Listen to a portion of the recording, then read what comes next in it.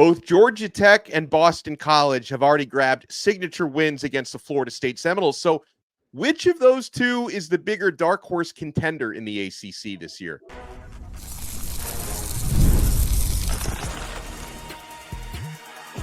You are Locked On ACC, your daily podcast on the Atlantic Coast Conference.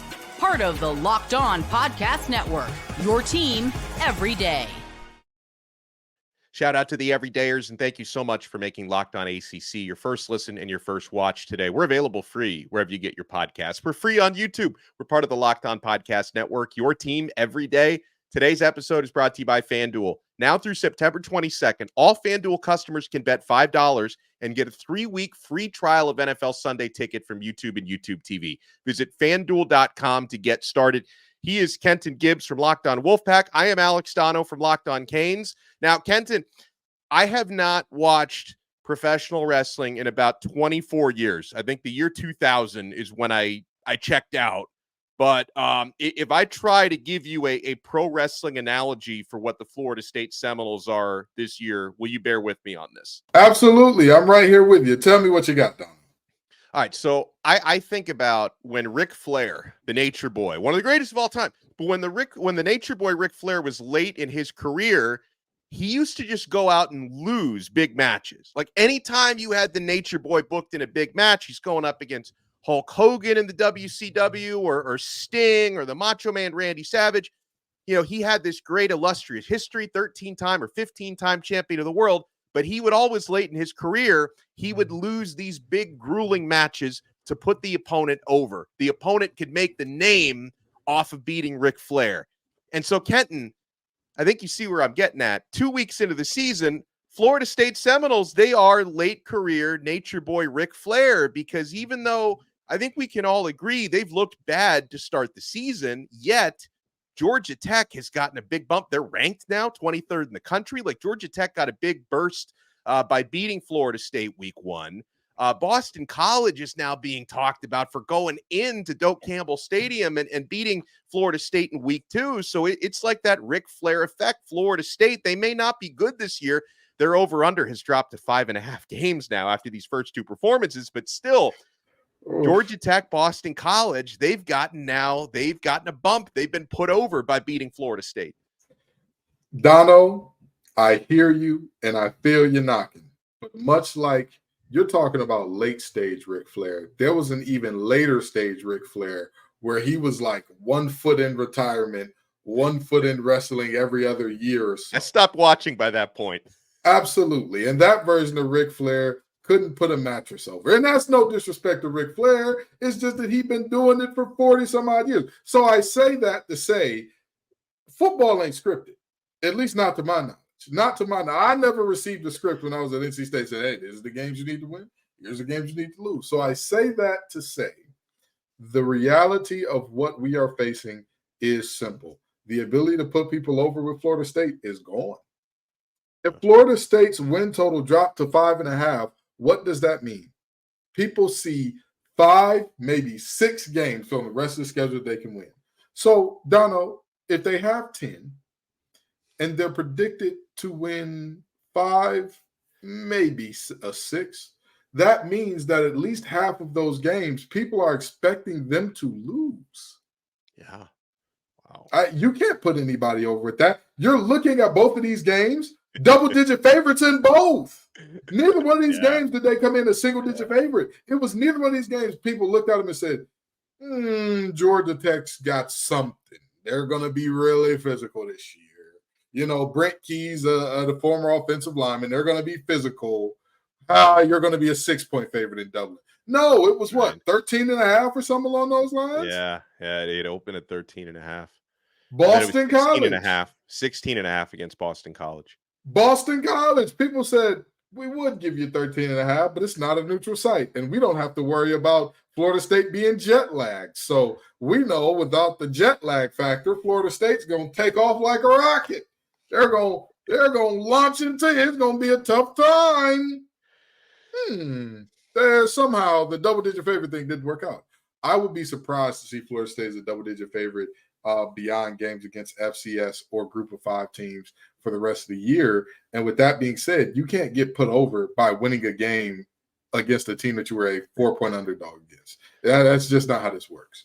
I would assume that they're favored against Memphis, even though I know there's some concern about whether or not they win their next game. But okay, so how seriously do you take now Georgia Tech and Boston College as dark horse ACC contenders? Like, does the fact that Florida State got out-muscled by both of them, does that kind of cancel out those victories and say, well, the Seminoles are not who we thought they were? Because I will say, Kenton, I can make a case for Boston College just based on them already getting past this Florida State game, because I look at, and Georgia Tech may be a better football team than Boston College, but Boston College has a much easier schedule the rest of the way, Kenton.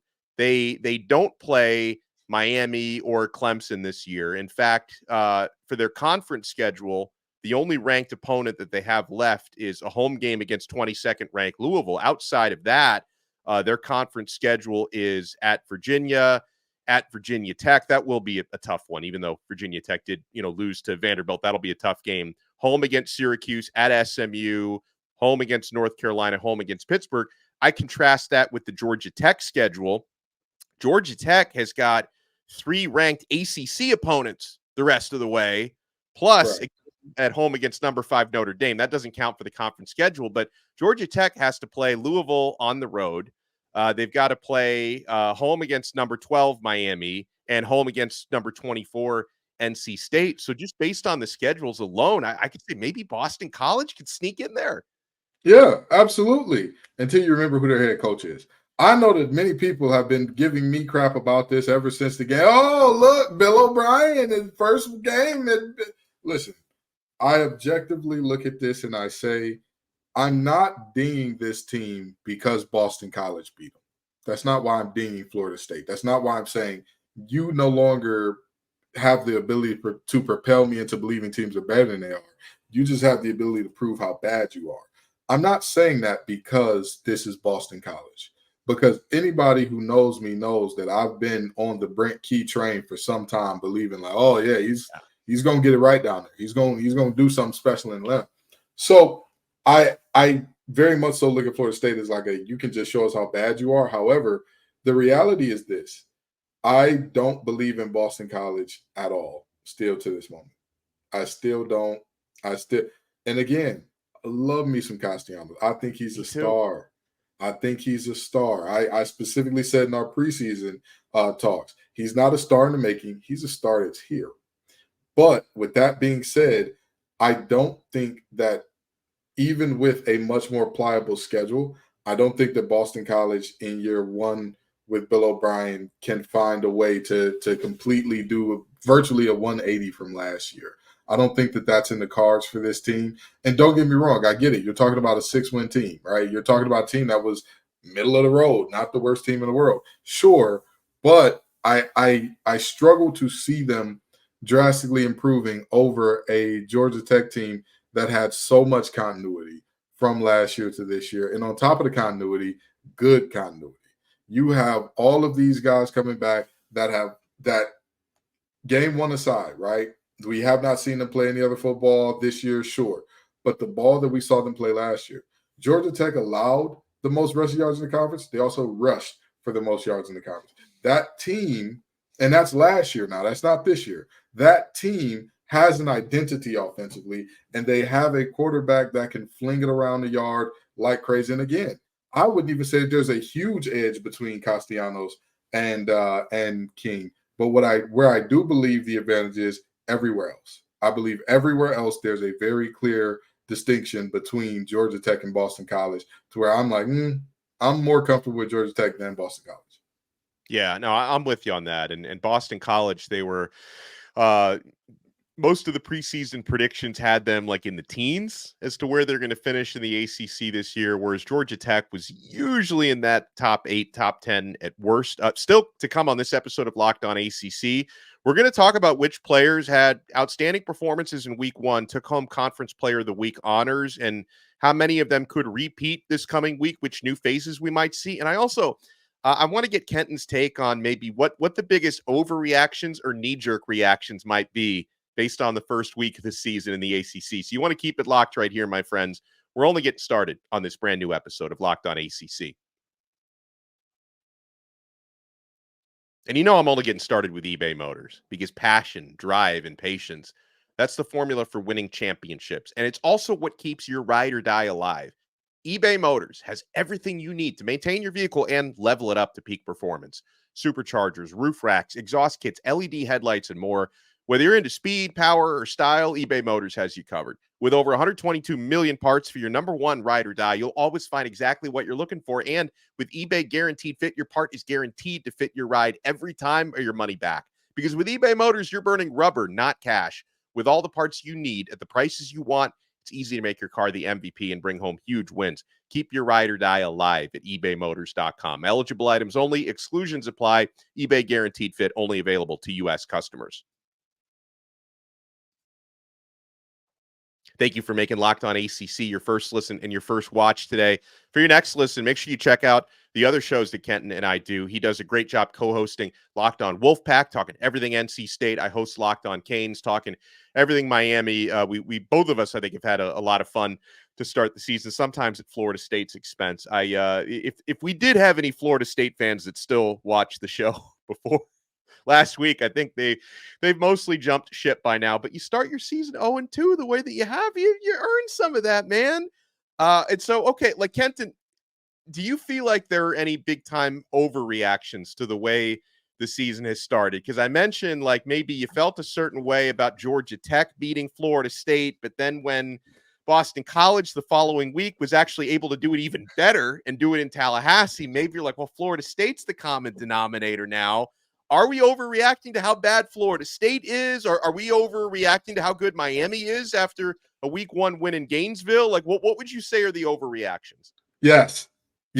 We are absolutely overreacting to Miami. That Florida team is a rudderless ship. They're a talentless rudderless ship. That team in Florida, that Gainesville team, I am telling you right now, I would be shocked. And when I say shocked, I mean legitimately surprised if this team gets to 6 wins. If that Florida schedule, if that Florida team makes a bowl game, if they make a bowl game, I'm not saying they win the bowl game, dominate the bowl game. If they even go, I would be shocked and surprised. And I said Miami would win the game. I thought Florida would be a little more competitive. I thought Florida would make it somewhat of a game. I'm not ready to crown Miami as the conference champions yet. Now, can Miami show me throughout the season? Yeah, we're the definitive number 1. Everybody's on our block. We're the big dogs. Y'all are the puppies. That's what this is. Definitely possible. Not going to sit here and tell you it's impossible. I'm not going to say that. But what I know, not what I think, what I know is there is not a world in which I am looking at Miami now and saying nobody compares to you because everybody had a rough week 1 and you had a really good week 1. I will say this. Yes, we saw multiple teams in the ACC struggle against lesser opponents, and right. Miami did not. Hey, I'm wholeheartedly with you there. Do you know that there's like going around on the Florida message boards, and Donno's normally the message board guy, not me. They have like documented the players that were whiffing, the players that were loafing, and they have it like documented in 4K. Yeah, what is this angle? Where is this guy going? What is he doing? And I'm like, my God, I thought it was going to be like maybe 4 or 5. If you get 4 or 5 loafs, that's a lack of intentional effort. That's what a loaf is in essence. You're just kind of out there just ho hum. If you get 4 or 5 of those in the game, it's like, all right, it's not good, but like that's generally about it. There was a running thread, and I believe I stopped looking at about 15. Yeah, I said, I did see that thread. What is this? What are you? So don't get me wrong. I'm not saying Miami is a bad team. I'm not saying I feel bad about Miami. I feel better about Miami out of game 1, but right. I'm not ready to crown. I'm not ready to say the ACC is over. It's Miami's, and everybody else is just kind of competing for second. I'm not there yet. Well, yeah, and listen, a big part of what you're saying there is fair. Like I will not, and obviously I went to Miami, I cover Miami, but I get it. they've got to prove it. Like that wasn't even a conference win. Like when we're talking about possibly winning the ACC for the first time, they still have 8 conference games on the schedule. They got a long way to go. Long way to go. At the same time, and I don't think you're really doing this because I think you are objectively, trying to break down what you saw in the game. But I think part of this narrative now, all of a sudden, well, Florida's just so bad. I think part of that, it's revisionist history because heading into that game, I kept hearing about, and also, by the way, Gator beat writers and Seminole beat writers, y'all have to put the Kool-Aid down because we rely on these reporters to give us honest assessments of how these teams are doing in the off seasons. And there were a lot of lies that were told, but heading into the game, I kept hearing on the Florida side, don't worry, they're really improved this year. Graham Mertz, second year starter. He's going to be even better than he was last year in that system and even more talent at wide receiver. Like I kept hearing this stuff, but then all of a sudden Florida gets crushed. And now it's like, oh, well, we sucked the whole time is what the Florida people are saying. There's a little revisionist history in there. And also, Cam Ward's performance, maybe Florida made it a little easier on him with the lack of pressure, but that was surgical what he did out there. So more or less, I'm with you on the idea that, Miami still has a lot to prove. I get that. But at the same time, I see this narrative out there that all of a sudden Florida's not a quality win because guess what? We were terrible the whole time. That's not what I heard heading into the game. Heading into the game, I heard how hard it's going to be to win in the Swamp. That wasn't hard. That was easy. Right. And let me not be one of those people to say Florida was terrible all along and I knew they were terrible. Again, I thought this was going to be a close game. I said I don't trust either coach, but I trust a better quarterback, and that's Cam Ward. Boy, Florida looked so feckless, so useless. Yeah. So, that was as inept of a team that I saw from the entire Power 5 this last weekend. I watched a ton of football. I promise you, I was hanging out with some amazing folks, and I'm sitting there on my phone. Okay, what's going on here? What's going on? I did not see one team that looked, again, a Power 4 team now, Power 4, that looked as bad as Florida. Now, with that in mind, Miami helped them look bad. Cam Ward was good. He looked like everything he was advertised to be. And I'll tell you, I don't think it's an overreaction to say Miami coming out of the first week, they look like they have the best roster in the ACC. I don't think that's an overreaction. But again, our questions for Miami this year are not different from our questions about Miami last year, at least for me personally. Oh. I overrated TVD last year. I can admit that. I was wrong. So my question about them last year wasn't, are they okay at quarterback? My question was team chemistry and can they go out with the right attitude? Because they had 5 guys that were predicted in different mock drafts to go in the first round last year. That was the thought. It was, oh man, all this talent all over the place. We got 2 first-round safeties. We got a first-round defensive tackle. We got a first-round left tackle. We got all these guys that go in the first round. And I'm like, okay, great. I know the talent's there. What are they going to do throughout the entire season? The same thing remains a question for Miami, but they've answered game 1 resoundingly. They have shown that the talent is all there. But again, I'm not ready to crown them. And I'll tell you a slightly less popular overreaction that I've been seeing going around week 1, or I guess underreaction rather. Dabo's going to right the ship. This team is going to be okay. I am telling you right now, I have seen multiple teams get broken in moments like this. When you're at a crossroads as a program, you do not take a game like this, and you do not have a moment like this where you get embarrassed on national TV. What do you think that does in recruiting? Oh, well, we know everybody knows we're not going to recruit over them. They also know you're 30 points worse than contenders. They know that now. So I think that people are not pressing the red button on Dabo enough for my liking because, damn it, I'm slamming it. I'm slamming that thing. Emergency. Call Zordon. Get all the Power Rangers together. We're having a tough time in Clemson. By the way, on a related note, am I overreacting as someone who, covers this conference that I'm a little bit embarrassed as someone who covers the ACC? Because, we like to say, hey, the ACC is not as bad, not as far away from the SEC as you guys like to say they are.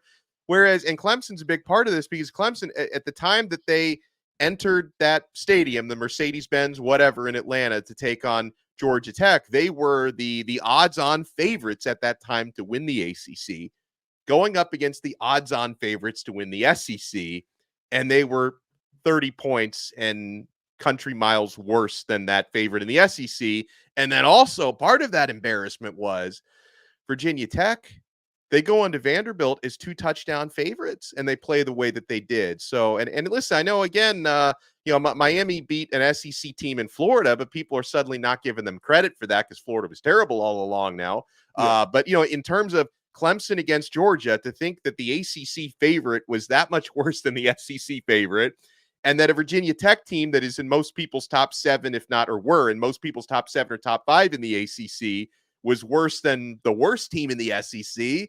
Am I overreacting to be embarrassed by that?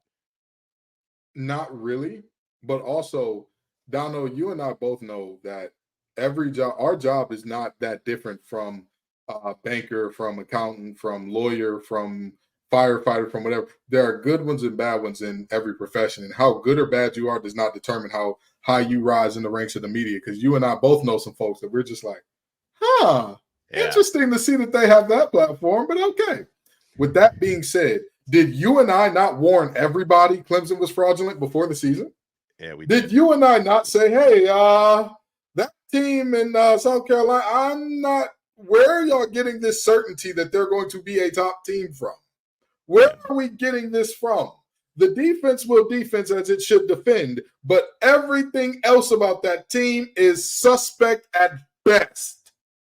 And lo and behold, because they carry the orange helmets with the white paws on them, everybody ignored all the red flags. They ignored Dabo saying that Garrett Riley came in to run my offense. They ignored Cade Klubnik making some of the worst QB decision-making I have ever seen in pivotal moments. So, I struggle. And Donno, please tell me if you remember anything this bad.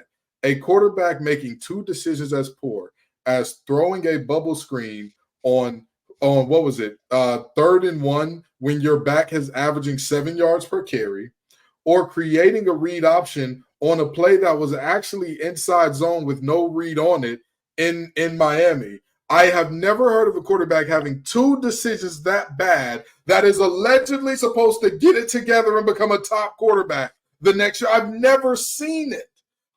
Not once have I seen that from a guy who I can understand if it was his first year ever starting. If that was his first game starting against Florida State, and it's like, oh, he made a mistake. He's a freshman. That young man showed us who he is, and a lot of folks in the national media didn't believe him because they believed in Dabo. They believed that he was going to get it together, and I told you, and Donno told you what it was with them. So I don't want to hear nothing about them. Now, Vanderbilt beating Virginia Tech, that one was legitimately embarrassing. Struggling against Ohio, Syracuse, that was embarrassing. Struggling against Western, having Western Carolina ever in a quarter leading you, NC State, that was embarrassing. That was absolutely embarrassing. But at the end of the day, I struggle to say that the ACC as a whole is embarrassing because the national media perception is so anti-ACC. It's like that. It's like that meme that says flirting when the attractive guy's like, hey, that dress looks amazing on you. And then when the heavyset guy says, hey, that dress looks amazing on you, it says harassment. It's very much so the same situation here because how people are now saying, well, Florida State is bad, therefore your conference is bad. Donno, last time I checked, they lost to 2 ACC teams, correct? Exactly. And that's why I didn't include them in the embarrassment. As embarrassing as they are, that's why I didn't include them in my scenario. Okay, so, we looked around and saw other teams from other conferences looked at, all of these teams struggle with lesser opponents. Well, we didn't have the number 3 or 4 team in the nation struggling with the Idaho Vandals. Good point. What? What? Syracuse ain't supposed to be a top team. They're a wild card. Nobody knows what they're going to be. NC State was not picked to be the winner of this conference by many folks outside of this guy here. They weren't picked to be the winner of the conference by everybody. And so we're getting on these teams, but, Oregon, it just kind of happens that way sometimes. They're just the cutesy, whoopsie little guys. Well, Michigan struggling against Fresno State. Same thing. Oh, yeah. Same thing. Yeah. So their top dogs struggling against these middle of nowhere state teams, with all due respect to Fresno and Idaho Vandals. I don't care nothing about what they're doing out there in the land of potatoes. I don't care. So it's amazing to me that when the ACC struggles like that, and the fact that we had what was his name, Feinbaum, on to talk about the ACC struggle. Was Taylor Tannenbaum not available? West Durham, what EJ Manuel, what McLean? Are these people not available in that ESPN's disposal anymore? Are they no longer Disney employees? What is Feinbaum doing talking ACC? Yeah, but that's the world that we live in, and that's why I say, while there is a sentiment of embarrassment nationally, nothing the ACC could have done except have a clean sweep would have convinced people, oh, the ACC is for real. Well, coming up next, some players who did not embarrass the conference. We'll talk about the players of the week and which of them could repeat coming up in week 2. You want to keep it locked right here. We're not done yet on this brand new episode of Locked On ACC. We're certainly not done with FanDuel. Guys, this is the moment we've been waiting for. Football is back. The NFL's coming back this weekend. And yeah, you've heard us talk a lot about FanDuel, America's #1 sports book. Well, we have something a little different for you. Now through September 22nd, all FanDuel customers can bet $5 and get a 3-week free trial of NFL Sunday Ticket from YouTube and YouTube TV. So if you want to place a bet on the Heisman winner, conference winner, you want to get some action on the games this weekend, you're going to get that 3-week free trial of Sunday Ticket. And then with a YouTube TV base plan, you'll be able to watch every regular season Sunday afternoon out of market game. All you need is a Google account and a current form of payment, and you can cancel anytime. Just visit FanDuel.com to download America's #1 sportsbook.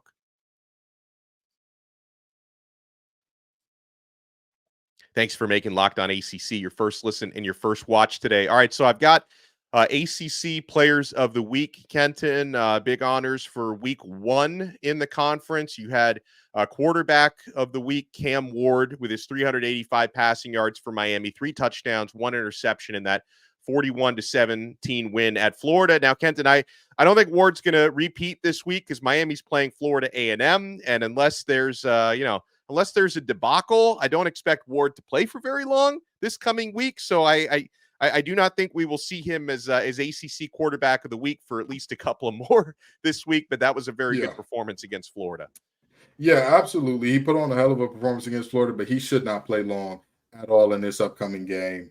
This is the reality that we're looking at with Cam Ward. Is he is every bit as good as advertised. But again, I'd be surprised if he plays long enough to garner the type of stats that need to be garnered to be the player of the week. So, hell of a job, Cam. Way to put the conference on your back in week 1 and show out against Florida. Way to make them look like one of the worst teams in the nation, because that's objectively how they looked until DJ Lagway got in the game, at least. But by then, everybody had gone home. The popcorn had gone stale. Nobody was in the swamp anymore. The swamp got very clean. They did a swamp cleanup for whatever reason. More power to them.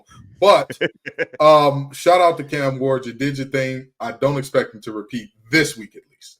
Right. Well, let me go through the rest of these with their stats, and then you can tell me who else might repeat. So Boston College, running back Trayshawn Ward, running back of the week, 12 carries, 77 yards, 3 catches for 61 yards and a touchdown in BC's 28-13 win at Florida State. UNC defensive lineman Javari Ritzy, 6 tackles, 3 sacks in that 19-17 win at Minnesota. Miami defensive back Jaden Harris, 7 tackles, a sack, and an interception in the 41-17 win at Florida. ACC Rookie of the Week was Pitt freshman quarterback Eli Holstein, who ended up beating out Nate Yarnell for that starting job. The Alabama transfer had 333 passing yards, 3 touchdowns, 1 interception in a 55-24 win against Kent State. Receiver of the Week, where he might repeat for a lot of weeks this year. Him and Xavier Restrepo might go back and forth. That's Casey Concepcion with NC State, 9 catches, 121 yards, and 3 touchdowns in the 38-21 win against Western. Offensive lineman of the week, Miami's Zach Carpenter, starting center, no sacks given up. He had a team-high 84.7 pass blocking grade, according to Pro Football Focus. Linebacker of the week, Marlo Wax from Syracuse, who's going to miss some time now. He got hurt. 6 tackles, a sack, and a forced fumble in the 38-22 win over Ohio. and specialist of the week. A lot of field goals in that UNC win over Minnesota. UNC kicker Noah Burnett, 4 for 4 on field goals with a long of 52 in that 19-17 win. So who do you think in that group could repeat this week? Well, there's a receiver playing in a very big game coming up here against Tennessee. Against the Tennessee team that secondary is, I hate these guys. I hate them with a passion. Not Tennessee. That's the Green Bay Packers. I hate them. But that defense resembles a lot of those cheese heads because there's holes running all through it. And that secondary has been much maligned, and rightfully so, for quite some time, because they have constantly struggled to keep up with anybody, let alone guys who are going to be playing on Sundays. So if NC State can do a decent job of keeping Grayson McCall vertical, I expect for Kevin Concepcion to get off, to get his in his hometown of Charlotte, North Carolina. He's going to do what he needs to do in front of family, in front of friends, to at least keep this game close, or he'll do his best to do so. And let alone, if NC State wins, in the words of one NBA young boy, it's going to be a parade inside his city, because he's going to be having a ball in the Bank of America end zone. Yeah, I think honestly going through that list, and Marlo Wax won't even be playing this week. So I think Kevin Concepcion probably the most likely to repeat, because and Miami has 3 guys on that list. But again, against Florida A&M this week, you expect a lot of second and third stringers to like. Now wait a minute. Is it FAMU, or do we call them the best team in Tallahassee now? What's their? We call them the best. They are. Okay, they're 2-0. I'm still making sure. There's an undefeated team in Tallahassee. It's the Rattlers, baby. That's all I know. Yeah. 1,000%. Well, I want to thank everyone for tuning in. If you're watching us on YouTube, make sure to hit the like button, subscribe on Locked On ACC. If you listen to the audio version, make sure you subscribe on Apple Podcasts, Spotify, the Odyssey app, wherever you get your pods. He's Kenton Gibbs from Locked On Wolfpack. I am Alex Donno from Locked On Canes. Make sure you check out Locked On College Football as your next listen, and we'll talk to you guys next time on another episode right here on the awesome Locked On Podcast Network. Your team every day.